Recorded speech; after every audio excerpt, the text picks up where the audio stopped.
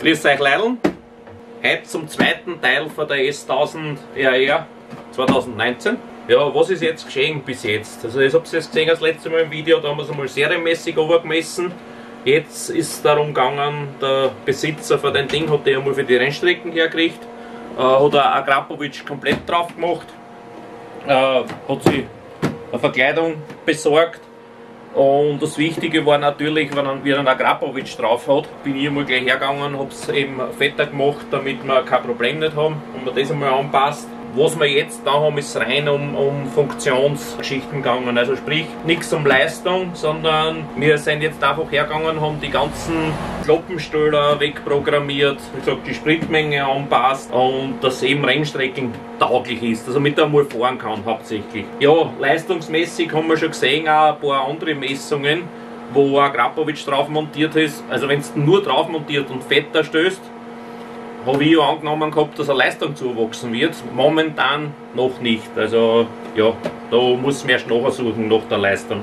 Was man auch, die ganzen Gerüchte wegen die Motorschäden, warum nicht ausgeliefert wird und. Das betrifft eigentlich nur, was ich jetzt mitgekriegt habe, eine ganz geringe Stückzahl, so nicht angeblich 340 Motorradeln oder irgend sowas sein. Das Problem, Getriebeschaden, auch nicht, das ist irgendwo eine Schmierung für die Schaltklauen, was nicht irgendwo nicht passt oder was. Jetzt kommt kein Öl aus, lässt sich nicht schalten. Aber nicht wirklich, glaube ich, was ich mitgekriegt habe, eine absolute Gefahr beim Fahren. Wie gesagt, die fährt noch immer an irgendein Problem. Er war jetzt schon, glaube ich, auf 2 oder 3 Rennstreckentermine. Er bringt mir es immer zwischendurch, damit wir wieder ein bisschen was umändern. Jetzt haben wir den, wie gesagt, den Auspuffkloppenstellmotor wegprogrammiert. Und was ich euch jetzt noch sagen will, ein paar Kennfelder, was betrifft, wegen der Nockenwellenumschaltung zum Beispiel, was drinnen ist. Ja, wenn die Nockenwellen umschalten, sagt ja jeder, man spürt es nicht. Ganz klar, wenn man euch das Kennfeld sagt, sobald es mehr als wir, glaube ich, 20% Gas gibt oder 15% Gas gibt, hat die Nockenwellen sowieso schon umgeschaltet auf die zweite Stufe. Das ist zum Beispiel das Kennfeld, wo die Nockenwellen umschaltet, das heißt von 0 auf 1.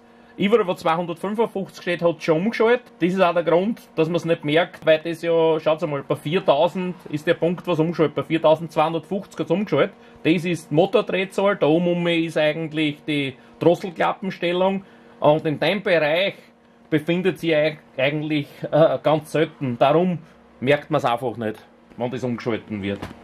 Was ich fast vergessen hätte, was ich euch noch sagen will, wegen der Traktionskontrolle. Wir werden jetzt dann einen Tag auf der Rennstrecke mit dem Besitzer einmal uns bewegen, weil ganz einfach, früher im Race Calibration Kit, wenn sich viele erinnern, hat man die Reifengröße eingeben müssen. Jetzt adaptiert sich das Fahrzeug selber. Es gibt eine Adaption drinnen, also Vorderrad, Hinterrad bei bestimmten Gasgriffstellung bis zu einer bestimmten Geschwindigkeit adaptiert er sich den Radumfang automatisch, also Vorderrad und Hinterrad. Und auch, weil man ja im Race Calibration Kit da über die Schräglage den Slip und die ganzen Sachen eingeben können, er adaptiert auch das Reifenprofil. Das heißt, wenn ihr da hinten einen anderen Reifen drauf tut, der was spitzer ist und sowas, so wie ich jetzt gesehen habe in die ganzen Kennfelder, passt, dass ich das mit der Zeit automatisch an. Aber wir haben da das Problem jetzt, die Traktion regelt noch zu viel, also greift zu früh ein. Und dafür haben wir gesagt, wir setzen uns jetzt einmal auf die Rennstrecken einen Tag und probieren, dass wir das wegbringen. Ansprechverhalten, so ist eigentlich einmal zufrieden. Wie gesagt, Leistung haben wir momentan nichts mehr als wie bei der Erstmessung. Ganz normal. Haben wir auch teilweise gesehen, wie gesagt, im Internet bei anderen Messungen. Und die Messungen, was da irgendwo kursieren mit 217 PS und sowas, vergesst es. Ich habe jetzt Fahrzeug zwischendurch einmal eins gemessen, das was auch schon irgendwo mit 225 gemessen geworden ist. Es hat 196 gehabt auf der Kupplung, also vergesst die Leistungen. Es wird, glaube ich, nicht mehr sein einmal in der Grundkonfiguration, als wie die 200 PS auf der Kupplung. Ganz einfach. Wie gesagt, und das sind auch temperaturabhängig. Für die Rennstrecken haben wir es jetzt so vorbereitet, dass die Spritmengen passen. Wir fahren auch mit den originalen Lambda-Sonden, das heißt, das Fahrzeug hat ja eigentlich 4 Lambda-Sonden drinnen für die 2 Zylinderbank, was aufteilt sind, und 2 Kontrollsonden, was normalerweise hinter dem Cut sind.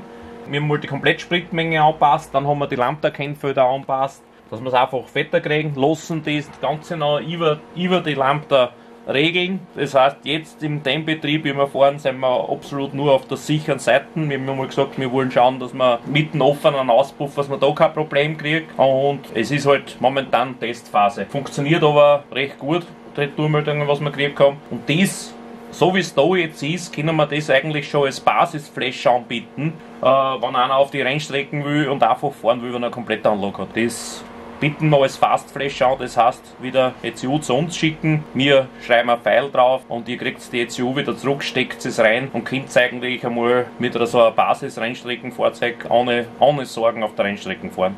Wegen einem Fastflash ist es eigentlich jetzt so, wir sind gerade dabei, ein Dokument auszuarbeiten, für welche Fahrzeuge es möglich ist oder für welche Fahrzeuge nicht, was möglich ist. Es ist nicht bei allen Fahrzeugen möglich, weil ich habe gesagt, bei den Fahrzeugen, wo ich weiß, es funktioniert wirklich einwandfrei, dort mache ich es. Überall, was nicht hinhaut, wird es von mir nie ein Fastflash einfach geben. Ich flash nicht jetzt Steuer, geht nicht einfach so, sondern wirklich nur dort, was hundertprozentig funktioniert und wo ich mir sicher bin. Ja, momentan ist es so, das Dokument ist noch nicht fertig. Wenn Sie es wissen wollt, schickt es uns einfach auf die office@stc-group.at eine E-Mail.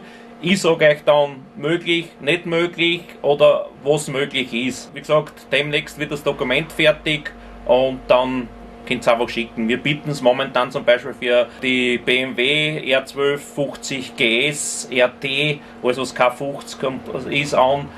Ich traue mir es da machen, eben das Basisflash für die Rennstrecken, überhaupt kein Problem. R1, RN32, RN49, teilweise kommt immer auf die Umbauten drauf an, wo ich es anbiete, inklusive Blipper, wenn es sein muss, und ein paar andere Fahrzeuge auch noch. Aber wie gesagt, einfach per Mail melden und ich sage euch dann, möglich oder nicht möglich.